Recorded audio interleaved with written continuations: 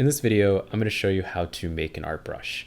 And an art brush allows you to take any shape and have its starting point be the beginning of the shape and the end point be the end of the shape. And so, for example, if I go to my pen tool and I just make a simple sort of triangle shape like this, let's make sure I close that off.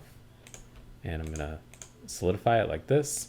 If I drag and drop this to my brushes and I choose art brush, now what's going to happen is my brush is going to always start with the small end being on the left. So whenever I start my stroke, it's going to start out small. And then whenever I end my stroke, it's going to get larger on that end.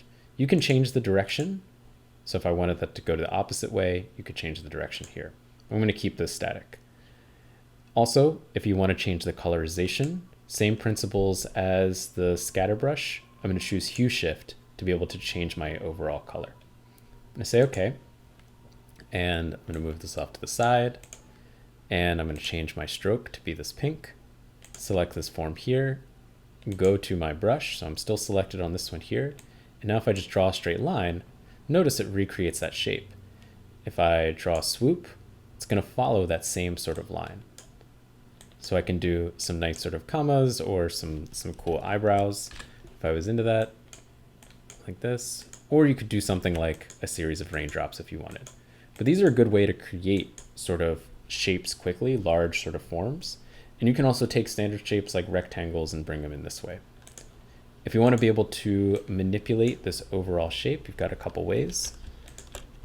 So I'm going to delete out these forms here.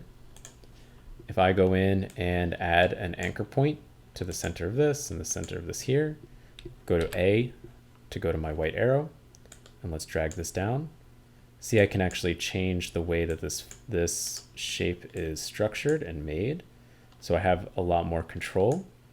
And then if I wanted to, turn the outsides of this shape into an actual form, I can go to Object and Expand Appearance. And that is going to change my shape to be able to manipulate it around its edge. In this area right here where this is overlapping, I would then go to my Pathfinder menu.